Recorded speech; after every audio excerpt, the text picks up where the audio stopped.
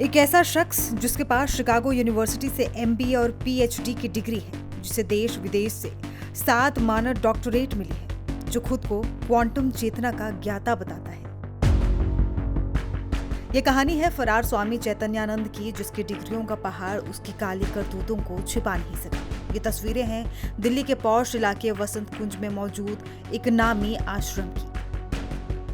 यहाँ 17 छात्राओं की हिम्मत ने उस गंदे खेल का पर्दाफाश कर दिया जो लंबे समय से ज्ञान के पर्दे के पीछे चल रहा था। इन सभी छात्राओं ने आश्रम के संचालक स्वामी चैतन्यानंद पर यौन शोषण, छेड़छाड़ और ब्लैकमेल करने के संगीन आरोप लगाए हैं। पीड़िताओं ने कोर्ट में दिए अपने बयान में बताया है कि स्वामी उन्हें धमकी देता था कि अगर किसी को कुछ बताया तो अंजाम बहुत बुरा होगा। अब सवाल ये कि आखिर कौन है ये चैतन्यानंद? ओडिशा का रहने वाला ये शख्स पिछले 12 सालों से इस आश्रम का संचालक और केयरटेकर था, लेकिन इसकी असली पहचान इसकी डिग्रियां हैं। शिकागो यूनिवर्सिटी से एमबीए और पीएचडी, कई पोस्ट डॉक्टरेट डिग्रियां और 7 मानद डॉक्टरेट। वो खुद को एक महान शिक्षाविद, लेखक और वक्ता बताता है, लेकिन डिग्रियों के इस पहाड़ के नीचे दबे थे कई संगीन राज। पुलिस की जांच में खुलासा हुआ है कि चैतन्यानंद एक आदतन अपराधी है। दिल्ली से पहले ओडिशा में भी उस पर छेड़खानी के 2 मामले दर्ज हैं। पहला मामला साल 2009 में और दूसरा साल 2016 में दर्ज हुआ था।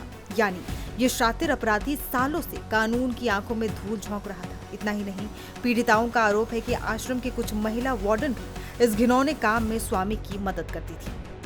इसकी धोखेबाजी का आलम यह था कि ये अपनी महंगी वॉल्वो कार पर यूएन यानी संयुक्त राष्ट्र की फर्जी नंबर प्लेट लगाकर घूमता था। रौब जमाने और लोगों को धोखा देने के इस खेल का पर्दाफाश तब हुआ जब पुलिस ने यूएन से रिपोर्ट मांगी और पता चला कि ऐसा कोई नंबर जारी ही नहीं हुआ। फिलहाल पुलिस ने कार को जब्त कर लिया है।